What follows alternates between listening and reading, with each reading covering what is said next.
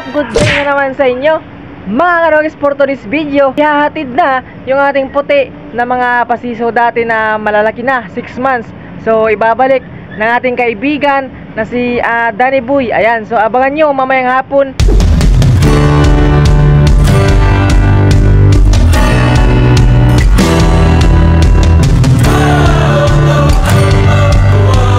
Buti na lang naabutan natin yung ating mga inahin, no?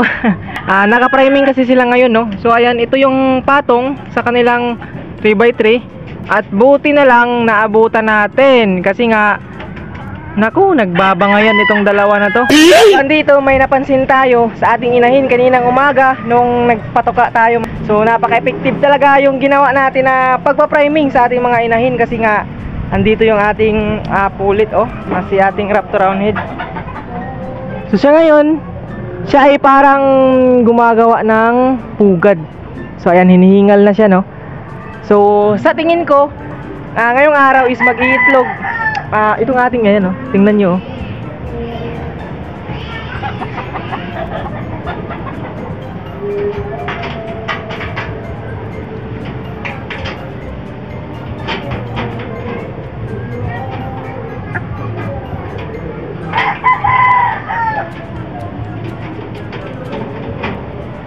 Ayan, so sa tingin ko napaka-effective talaga kasi nga almost week pa lang natin ginagawa yung ating pagpa-priming at syempre hindi pa yan nakastahan. Nagawa lang natin yan sa pag-load ng gamot or ang sinagawa natin, no, pag-bacterial flushing. Kaya ayan yung nangyari sa ating pulit na yan. So yung isa naman, yung ating kanawayan is naka-recover na, medyo maganda na yung katawan. At yung ating puti, medyo hindi pa yan yata mga kanokis kasi nga week old pa yung kanyang pasisyo. Pero sigurado naman ako na after 2 weeks yan, magagamit na natin yan. Alright, nandito yung ating ayun, oh, busy yung ating pulit, oh.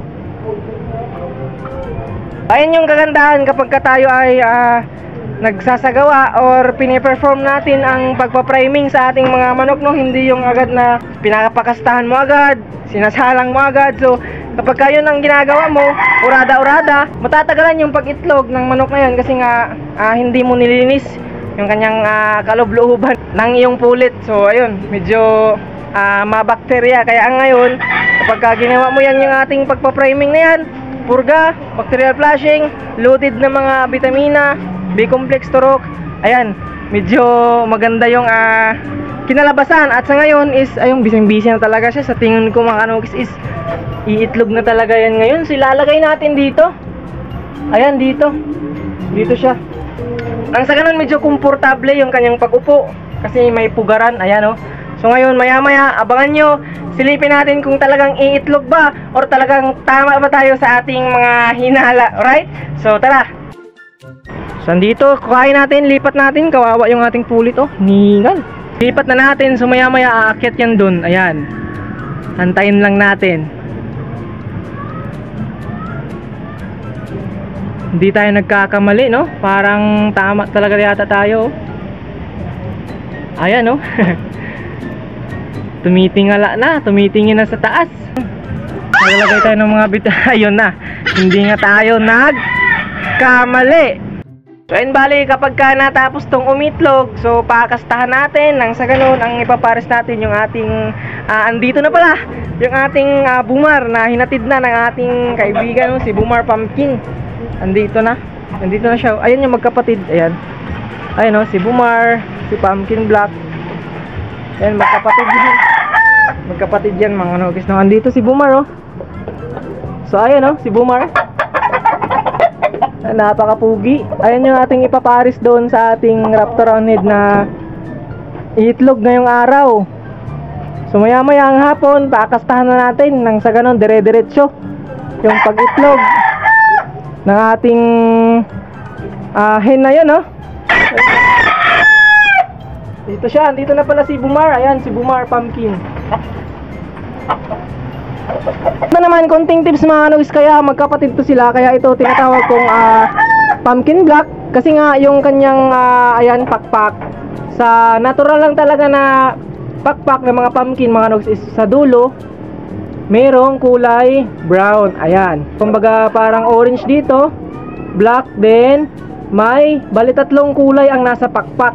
Pansinin nyo yung ating black pumpkin. Ayan, yung kanyang pakpak mga kanokis is para siyang pakpak ng buyugin. So dalawang kulay lang yung pakpak ng ayan so, kaya ako tinatawag na black pumpkin kasi orange din diretso na black yung pakpak. O diba, dalawang kulay lang, right? Naintindihan nyo mga kanokis, no? So ayan orange din diretso na black.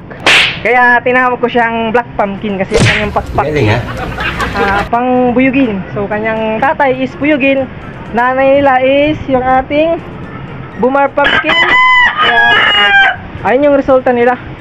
Yung isa natural na pumpkin na kulay, yung isa naman parang naging pumpkin black. Ayan di ba? Guess niyo na? Yun yung ating diskarte mga kanok sa ating pagmamanok dito, no? Ayun ayun komportable na. Naupo na yung ating pulet. So ngayon, antayin na lang natin, sumaya-maya silipin natin kung meron ba talagang itlog. So dito tingnan na natin, silipin na natin kung talaga bang na umitlog yung ating inahin na to, no?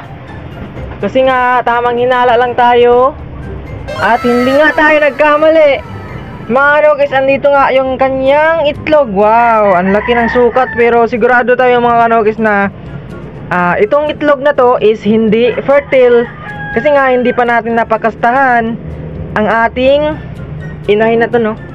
Ayan, so tama yung ating hinala talaga mga kanokis at effective yung ating ginagawa na pagpa-priming sa ating mga alagang mga inahin na manok. Alright? Ayan, so andito na mga kanokis yung puti na sinasabi ko sa inyo. So ito yung mga sisiw na palahi natin dati na binili ng ating kaibigan, no? Ayan na si Danny Boy. So shout out sa'yo, Brad. Ayan, ang laki na nung puti, ito na yung puti mga kanokis, no? So anong plano natin dito, Brad? Bibilin ko ulit?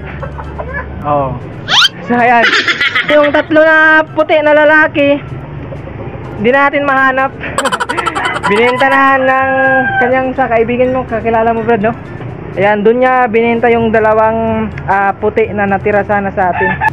Yan, so andito na. Yung napakapugi na talaga ng ating palahi dati. Napakaganda ng sukat. Pero sa apat na lalaki mga kanokis, ito yung pinakamaliit sa kanila. Itong sinibalang na to, no? Ayan. At kung napapansin nyo, ayan yung kanyang buntot, parang may bulik-bulik. Kasi nga yung kanyang mama, nanay is white dome yun mga kanokis, no? Na pinaris natin ni breed ni Kuya Joy sa kanyang white kilso. Kaya yung resulta mga kanokis is meron tayong nakuha nung nakaraan na 5 sisiw at ito na sila ngayon. Yan, ito na yung mga sisiw na iniwan natin na 2 months old kong iniwan at pagbalik natin, ayan, 4 months old tayo nakabalik. 6 months na. Ayan, so ito yung looks ng ating manok na to. So binilek na natin kaibigan, no? Kasi nga naghanap tayo, hinanap natin yung tatlo kasi binenta niya sa kanyang tropa. So bala kong kunin yung isa para ibalik sa kanyang nanay, which is andon. Ayun yung kananay, ayan. So bala kong ibalik kasi nga para makabak tumama tayo, no? Na mga puti. Pero since hindi na mahagilap yung kanyang pinagbentahan, so siya yung nagpasya mga kanokis na ito na lang yung nakuha niya sa atin. So ito na lang yung ibabalik. So ito yung pinakamaliit na sukat sa kanila kasi yung tatlo daw is matatangkad. Pero goods na din to mga kanokis, na ayan, goods naman, puging-pugi naman yung pormahan ng ating puti na to. Ayan, sinibalang na may bulik-bulik. Ayan, no, yung buntot. Yan, yung sa may gilid-gilid, bulik ho yan na lumabas. So hindi lang gaanong kita sa video, pero bulik po yung mga kanyang mga ibang, ayan, mga kulay, ayan, no, sa buntot, right?